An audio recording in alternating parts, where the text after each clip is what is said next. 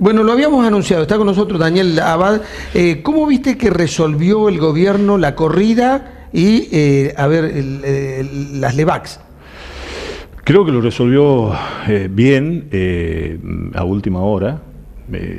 Tomó el toro por las astas y buscó resolverlo operando con bancos y con fondos de inversión extranjeros, y pudo sortear lo que se denominó ese Marte, Supermarte, ese tipo de cosas. Renovó las LEVACs, emitió un bono que compró un fondo de inversión importante de Estados Unidos, que eso le inyectó dólares al mercado, con lo cual pudo bajar la cotización del dólar.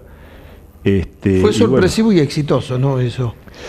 Ya fue negociado, fue arreglado, digamos. El ministro de Finanzas, Caputo, negoció con esos dos fondos de inversión y pudieron venir y suscribir esos bonos que se llaman BOTE, digamos, sí, que son bonos de la tesorería, ¿verdad? Sí, a 5 y a 8 años. A 5 y 8 años con tasas bajas, pero son fondos que están acostumbrados, digamos, a ese tipo. De todas maneras son tasas importantes para el mundo, quizás. Sí, 20 y 16%, si hoy suenan bajo. Hoy suena bajo comparado con la tasa de las LEVACs, que se habla de un 40 o un 41%, altísimo, digamos, para que la plata siga en el sistema, los pesos, y no se vaya a dólar, ¿no? ¿Todo esto qué lo generó? ¿Una crisis de confianza o hay elementos estructurales que hacían prever esto?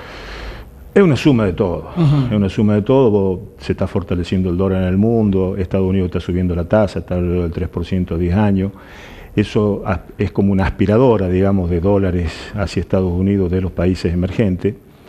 Eso tenés por un lado. Por otro lado, el impuesto a las LEVACs también jugó en contra, ¿no es cierto?, porque se desprendieron de las letras, ¿no es cierto?, compraron dólares y se fueron.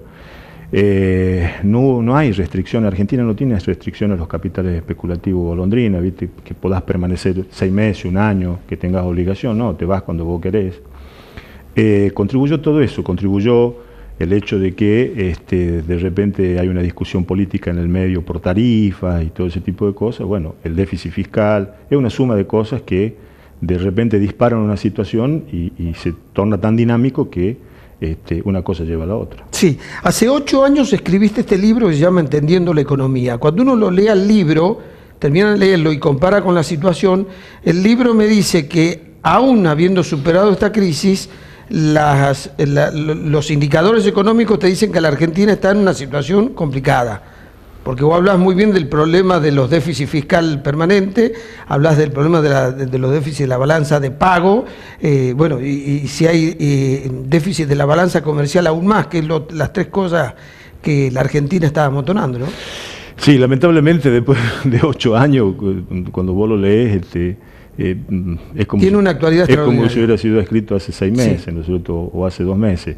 Sí, lamentablemente no tenemos, seguimos los déficits gemelos que se llaman, ¿no es cierto?, que son los déficits de cuenta corriente y déficit fiscal, y estamos ahí con uno y el otro. Para que vos tengas una idea de la magnitud, el déficit de cuenta corriente, el déficit de turismo que impacta en la cuenta corriente. 11.000 millones. 11.000 millones de dólares. Si vos te pones a ver, es casi la mitad de lo que te aporta la soja.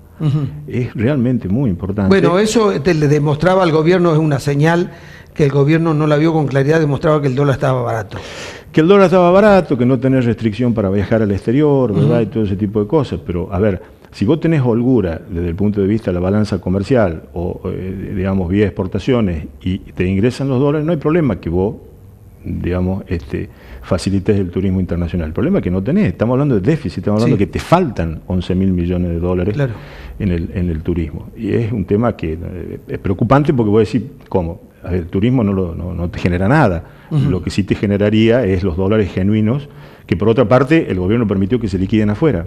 Claro. Entonces hoy no están liquidando, ¿no es cierto?, los dólares dentro del país, y eso también te genera menor entrada de dólares. Bien, en el capítulo 10 de tu libro decís, Fondo Monetario sí o no, terminás concluyendo que no.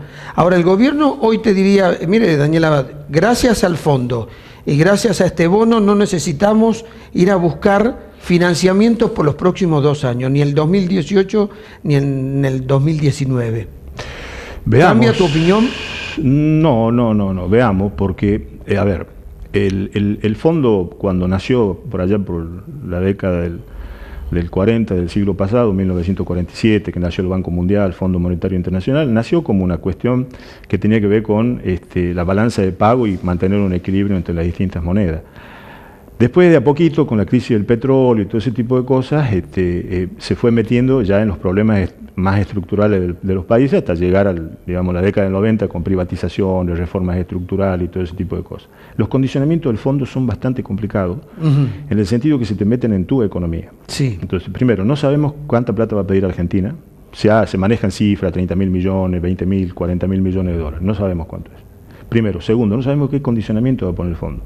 Dice que el fondo cambió. El fondo sigue siendo el mismo, con una burocracia, cambió el discurso.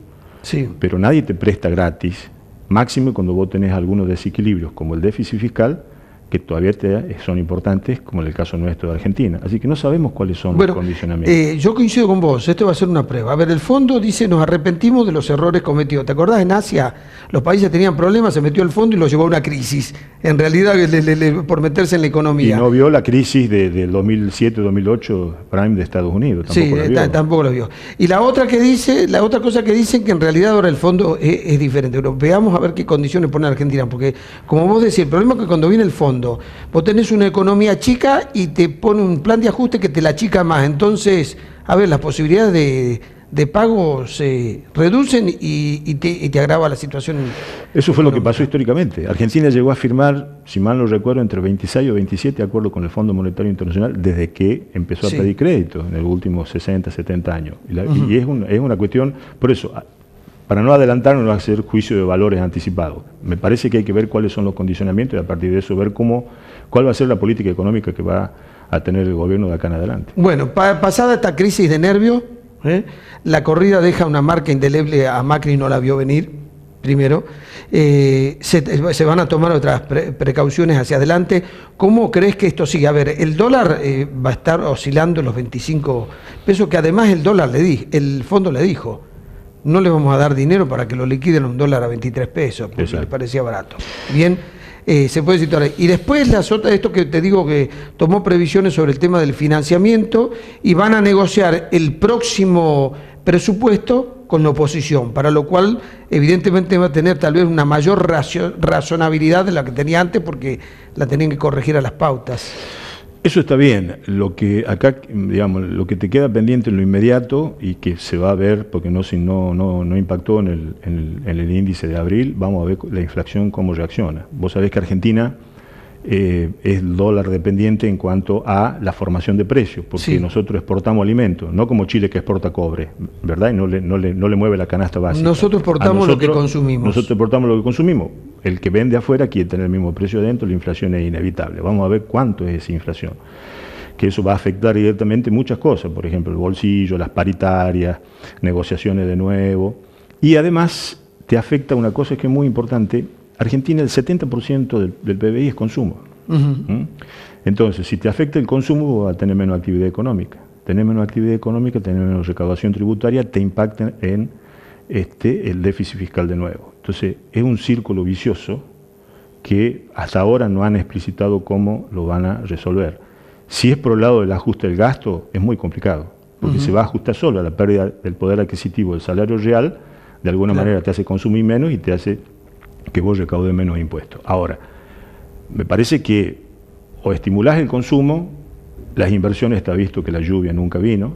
Vos, para que tengas una idea, en el último año Argentina debe haber recibido entre 300 y 400 millones de dólares de inversión extranjera directa y Brasil en el mismo lapso recibió 70.000 millones de dólares. Lo que pasa es que cuando lo comparás con Brasil, la gente dice, bueno, no podemos comparar.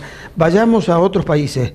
Perú y Colombia recibieron más inversión en la Argentina. Chile recibe más inversión que Argentina. Sí, que también es más ordenado. ¿Viste? Cuando vos decís Chile y Uruguay nos ganan, son más ordenados. Brasil un gran mercado, pero nos ganó Perú y Colombia. Lo que pasa es que con tasas del 40% vos no podés esperar ninguna inversión productiva. Lo único que podés esperar son inversiones especulativas. No, claro.